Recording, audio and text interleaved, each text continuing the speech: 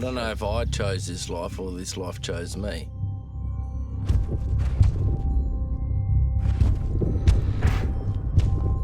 It's not something you can go into a degree in.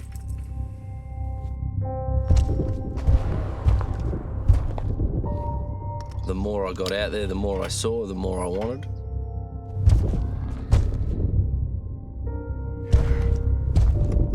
Loved the land, but I didn't want to be on a horse for the rest of my life.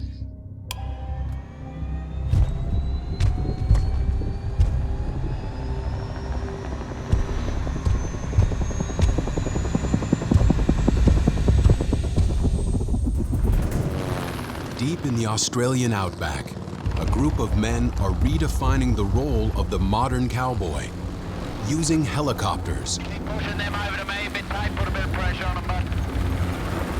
Known as muster pilots, these talented flyers use choppers to wrangle herds, rescue cattle, and relocate dangerous predators. It's all in a day's work for Matt Wright and his team of Sky Cowboys.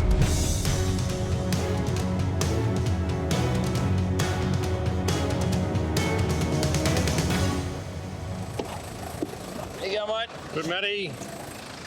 Thanks for coming. No worries. Another day. Another day. Got some bulls out there. How you going? Yeah, good, mate. You got Mac with you? Yeah. It's 6:30 a.m. when Matt and his team meet up with ranch owner Dave Walker. Yeah, the boys are coming out in the choppers, so. Okay, we'll go and we'll set that yard up so we're just ready to run those buffalo when we get there. Walker needs Matt and his crew to wrangle the wild buffalo roaming his property. Yeah, grab a salmon. There's one more bull out my left-hand door, but he's real close. No worries, mate. Alright, Tate, come in behind this one here and just sit high for a bit and just sort of guide him a bit with the noise, eh? Traditional horsemen would take several days to accomplish what these muster pilots can knock out in just a few hours in the air. The biggest thing is not to let buffalo get a win on the helicopter. If they get hot and they run underneath the chopper, they start to learn, oh, this thing can't do anything to me. Oh, they're travelling well. Now we're going below 500 feet. We'll get down, we'll give them a quick hit, get them moving, and then we'll jump back up to 500 feet.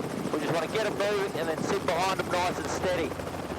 You got sort of a good pop there, just keep them just a little bit of noise behind them and use that, eh? To come down low and get within inches of an animal, it's just instinct. You know where your blades are, you know where your skids are, you know where your tail rotor is, it's part of you. And there's a couple out in front of you, and I think there's one more lone bull out there, isn't there? Oh, yeah, I got him there, yep. Big buffalo here, look. He's a good bull. We'll chase him in. To get the job done, Matt needs to fly in what's called the dead man zone, below 500 feet. But Matt often flies as low as 10. At this altitude, any type of engine failure or pilot error would be fatal. Each year, at least 10 muster pilots crash while on the job. An occupational hazard Matt does not take lightly. Danger is always human error. So 9 times out of 10, it's going to be the pilot that hits the tree, pilot that hits the livestock or hits the ground. Probably your most crucial part is that you don't get hot, you don't get angry. If you get hot-headed, you'll end up becoming unstuck. Near that little crossing down that channel. There's other two behind you.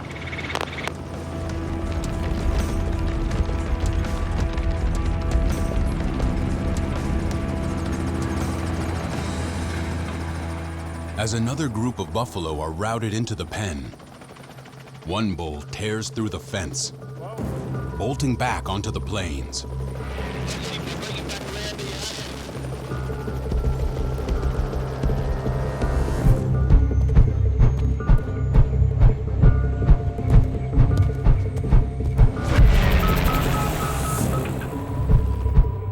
You're down low, you're in amongst the trees, you just got to have your wits about you. You can't make mistakes out here. If you do, is very unforgiving. You watch him fly and it's effortless, you know. The helicopter's moving in ways you didn't think one could move, and he doesn't put any effort in at all. He's just part of the machine. It's unbelievable. Matt pushes the bull back towards the pen, where the ground crew can take over, using jeeps outfitted with bull-catching arms. It takes a coordinated team effort to wrangle these 2-ton animals. Buffalo run well, but they're a lot heavier, a lot harder, and that's why you need your bull catchers, just to push them into the yards.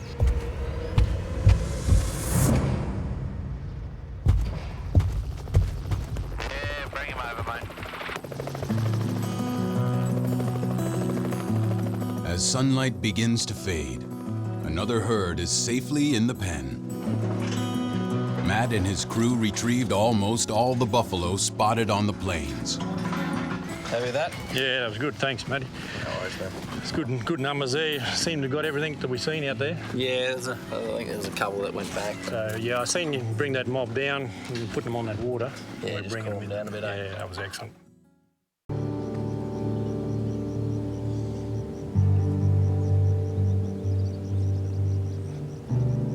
The next morning, the ranch owner calls with some news.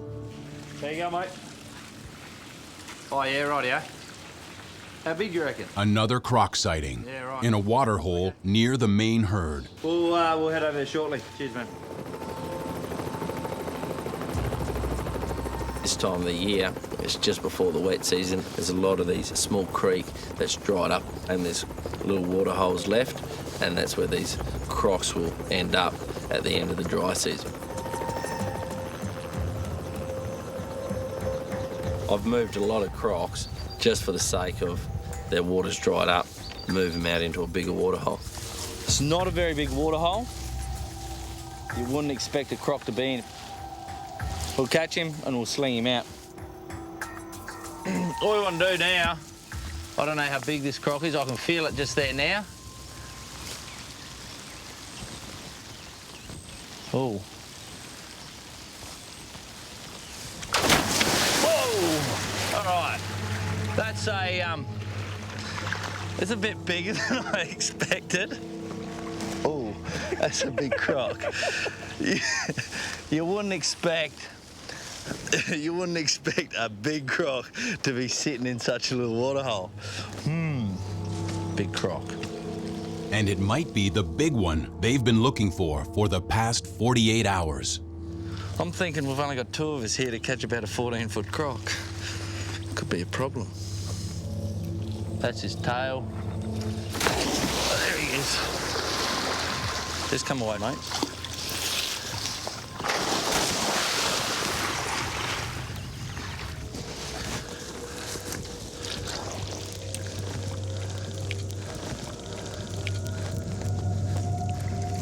We can't get his head, so we're just trying to get his tail here. Hopefully. Right, pull it. Yeah. All right. That's good. Wait, because I'm going to need to get another one at his nose. That's good. Just hold that pressure on.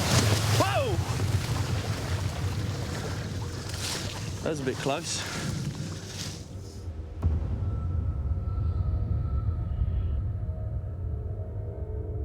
I'll still get a bit of adrenaline. If it's a big croc and it's a different sort of situation and you really have to sit down and think, how are you going to move this thing or actually catch it?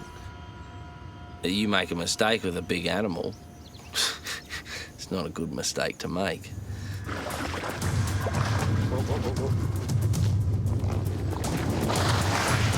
All right, we got him. Pull him back. Pull him up. Pull him. Watch this. Now, he's got his eyes closed, which is good. But one snap, bang. So powerful. And he's got his mouth in there. All right, pull him up. Ready, go. Close his eyes. before you move in close to do anything. See him here? But you can just pull that off, mate. Once we have the jaws secured, we're all safe. But it's securing those jaws is the hardest part. You can just pull that off, mate. So you got the tape there, right? Got him? But this is what gets Matt's heart pounding, and what needs to be done to save the croc.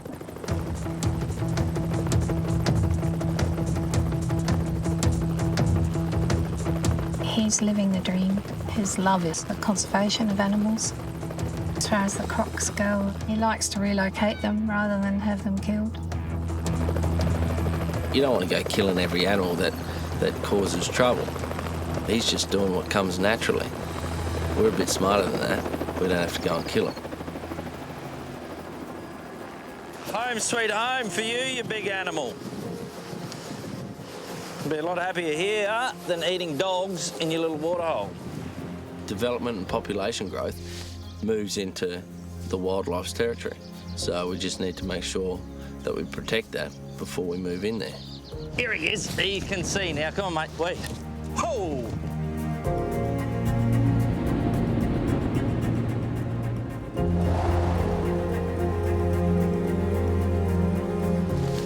Massive crocodile. He's going back into the water here. Have a look at that. Huge animal. Amazing. Come on, big fella. Come on.